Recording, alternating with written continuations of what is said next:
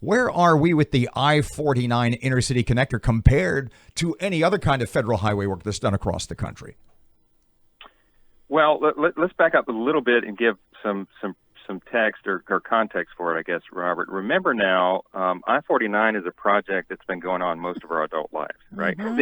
It was the mid-1970s the route was first designated I-49. It's summer of 1977, guys. That's when this started, okay? Construction began in 1981. 95% of the mileage was completed by late 1989. I remember being a freshman at LSU in the fall of 1990 and how I-49 revolutionized our lives and cut down the time getting from Shreveport to Baton Rouge, right? All that's been happening our whole lives, right? Mm-hmm. Except for this little section that hasn't been completed through Shreveport to finish it all the way through the state to the Arkansas border and north beyond that.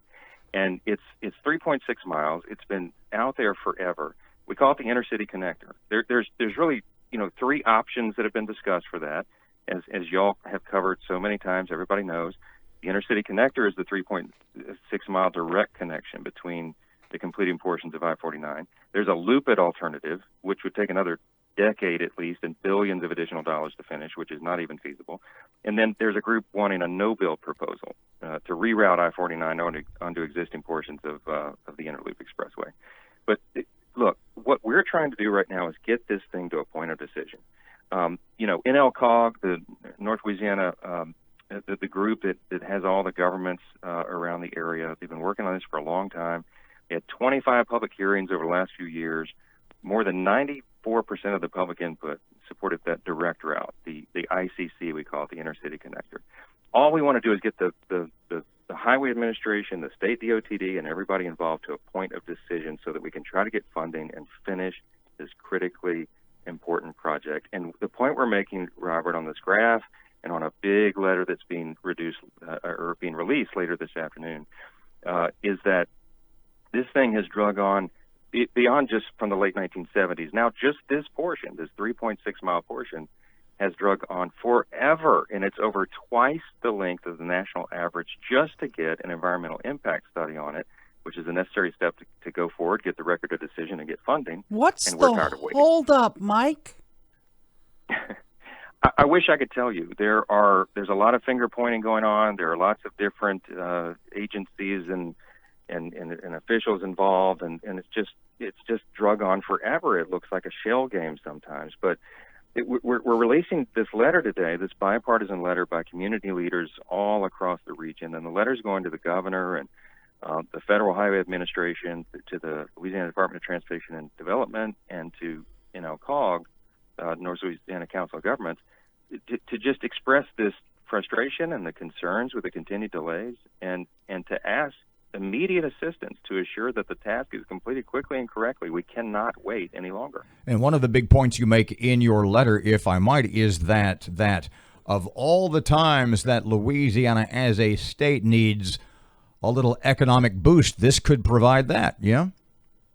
Well, this is a critical moment for us. We're in the economic recovery period following the pandemic and all the other terrible things that have befallen us in recent months and even recent years.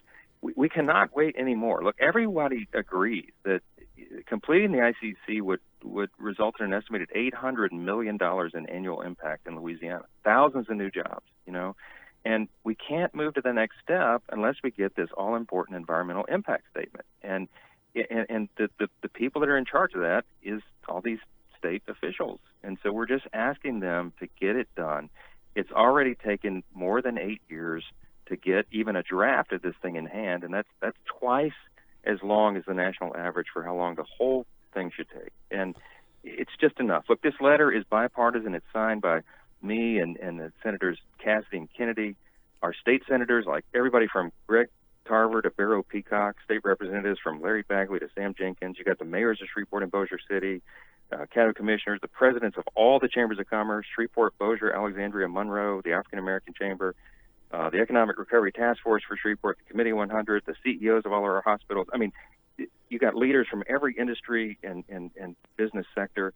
Everybody is on board. This is something everybody agrees with. We've got to get this to a point of decision immediately. Dr. Sean Wilson has told us, we've moved $100 million from the BP money and Jimmy Davis Bridge, supposedly, to the inner city connector. Dr. Wilson has told us that's well and good, but we don't have an assurance there's federal money. Mike, do you have a sack full of cash for us to do the federal portion? Well, that's the thing. We have to get this to a point of decision so that we can even have a shot at obtaining those funds. And that, Sean Wilson's a friend of mine. We've talked about this many times. You let the federal congressional delegation worry about that, but we can't even be in the conversation unless we have a record of decision. Look, everybody knows there's no earmarks left in Congress. They've done away with all the old ways you used to be able to earmark funding and big spending bills and all that. But we believe this is a project that we can make a solid case for, and that there may well be a large infrastructure federal spending package in the early part of next year after the presidential election, whomever wins. I believe it's going to be President Trump, and we'll go forward with that.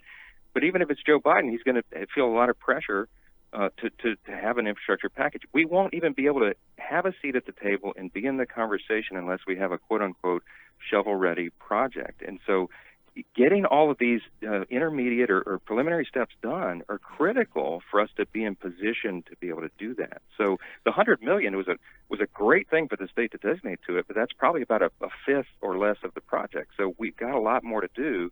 We have to have this all-important paperwork in hand to be able to do it, and that's what we're trying to urge along right now. The folks that have formed the group, Allendale Strong, have been pushing for a business boulevard of some sort through that area. They don't want a raised interstate. What do you say to those folks today? Is the horse out of the barn? Is it too late for them to be fighting this? I had a great video conference with Allendale Strong folks just last week, and some of the greatest people in our community. I love these folks, and they're passionate about it. Nobody supports Allendale more than I do. I love all the revitalization that's been done there, community renewal, and everybody else. These are not mutually exclusive pursuits, I believe. And I've told them I'll continue to hear what they have to say and to review all their materials. They have volumes of materials that they presented. But you know what? All of that is part of this environmental impact statement and study that is supposed to be done right now. All the evidence has been submitted for a long, long time. We just need the state and federal agencies involved in this. It's mostly the state now that have to get this done. The state DOTD has had this in their hand for a long time. There's contractors involved. It's a very complex set of circumstances. I'm not here to blame anybody. None of us signing this letter are. We're just saying, for whatever has happened in the past to this point, let's look forward and move forward and get this thing done. That's all we're asking. So the letter requests that the governor and Sean Wilson and these other officials, we want them to confirm in writing they'll do everything in their power to complete this environmental review as quickly as possible, while maintaining the integrity of the process, of course. But we're also asking that they agree to come meet with us at a public meeting somewhere in North Louisiana as soon as possible, so we can have an open dialogue with all the stakeholders about this and put all this on the table so everybody can hear the same thing at the same time. Mike, I just got a text from Dr. Wilson because I asked him to join us later this morning, and he says, and I'm quoting here, "My wife would take me out.